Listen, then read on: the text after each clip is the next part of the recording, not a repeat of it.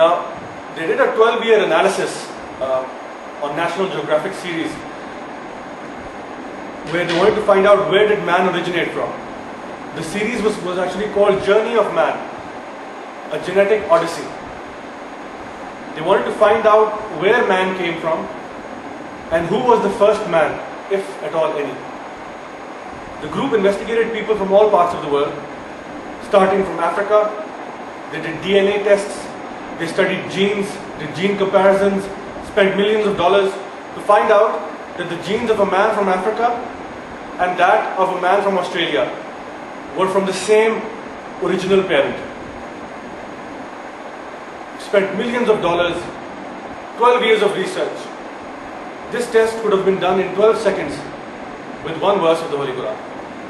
It mentions in Surah Al-Hujurat, chapter 49, verse 13.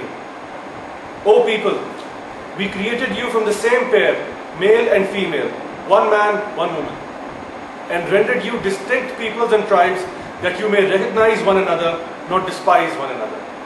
The best among you in the sight of Allah subhanahu wa ta'ala is the most righteous. Allah is all-knowing, all-aware. Now let's talk about the role of Islam in Spain. Right after the death of Prophet Muhammad, peace be upon him, that is from the 7th century to the 16th century. This was known as the Islamic Golden Age.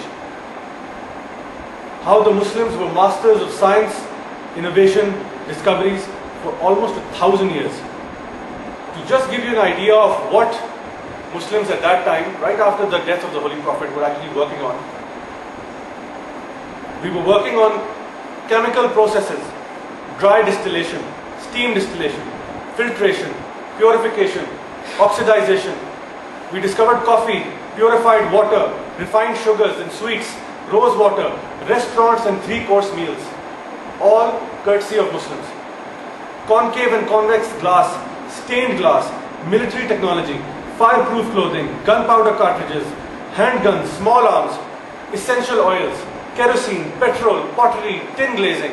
In civil engineering, we gave the world tar roads and pavements, surveying instruments, bridge dams, tall minarets, high-rise roof gardens, windmills, paper mills, cosmetics, soaps, perfumes, hand creams, toothpastes. Academic degree-granting universities were started by Muslims. Public libraries, observatories and research institutes, medical schools, public hospitals, drugstores and pharmacies, all started by Muslims. I could go on this subject for hours. We gave the world mechanical technologies, medical products and instruments, navigational technologies, analog computers, scientific apparatus, clocks, gears, dials, and the list is endless. There are thousands upon thousands of inventions that the Muslims did right after the time of the Holy Prophet, and it went on till finally we were removed from Spain. We were at the forefront of every major discovery, every major invention happening all around the world. Why? Because this at that time still means something. This was the source of our knowledge. There were no other universities. This was the source of our knowledge.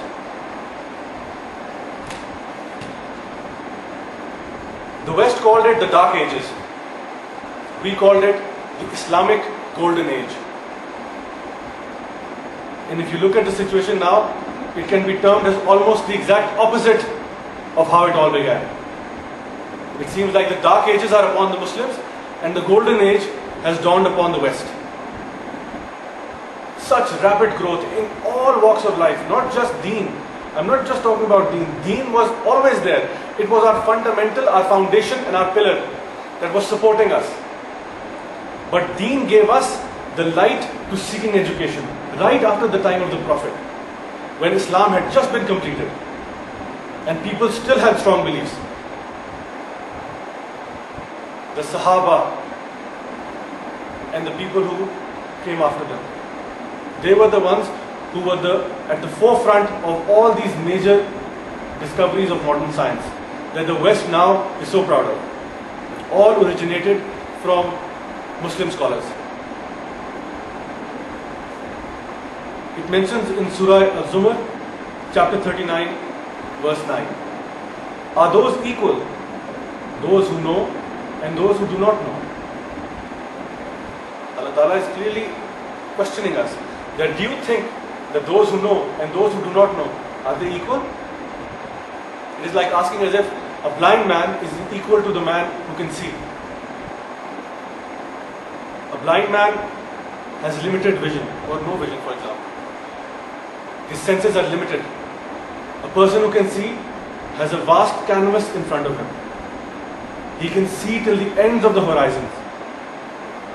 A blind man is restricted by his senses. The same analogy, the same idea is of a person who is learned and has complete ilm of both deen and dunya, and a person who does not have that ilm. It mentions in Surah Al-Baqarah chapter 2 verse 269, Allah grants wisdom to whom He pleases, and to whom wisdom is granted, indeed, he receives an overflowing benefit.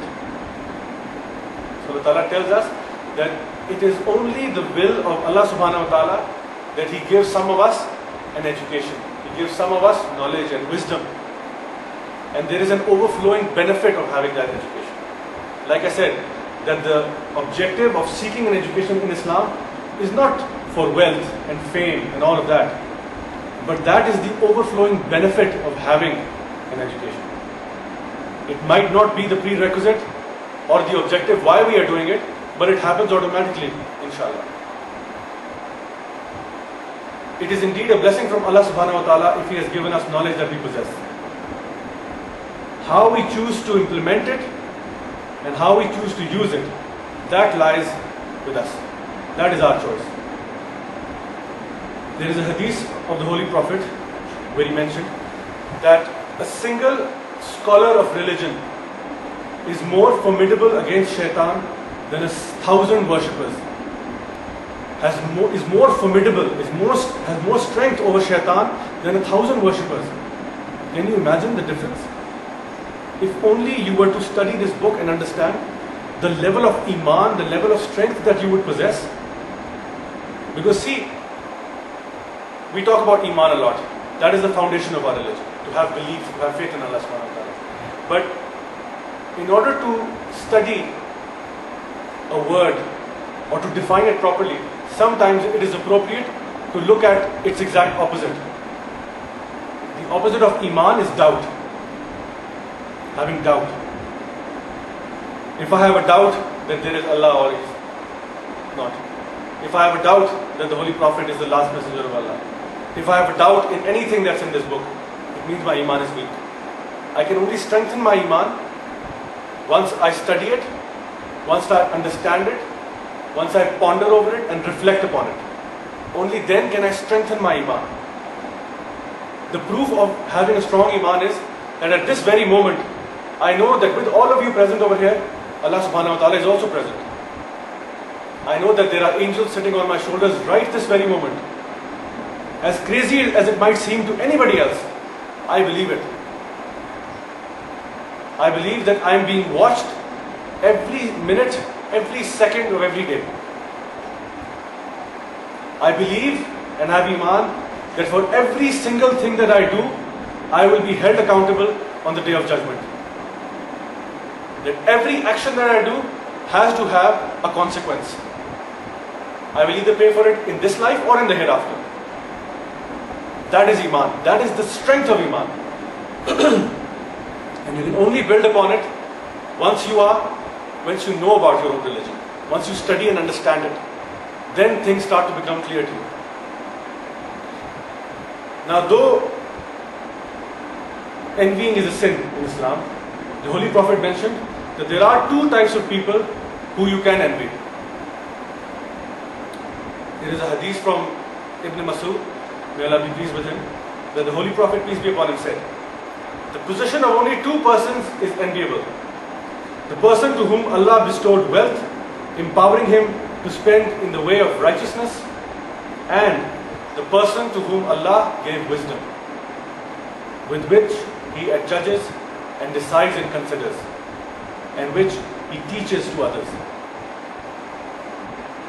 The Holy Prophet said, propagate, even if it is one verse, and you know that verse correctly, and you know it's true, propagate it. And that is the entire idea behind the concept of education in Islam. Wa akhiru dawana alhamdulillahi rabbil alameen. I'd like to make a dua right now. ربنا آتنا في الدنيا حسنة وفي الآخرة حسنة وقنا عذاب النار. Rabbi zidni ilma. Oh Allah, increase for us our knowledge.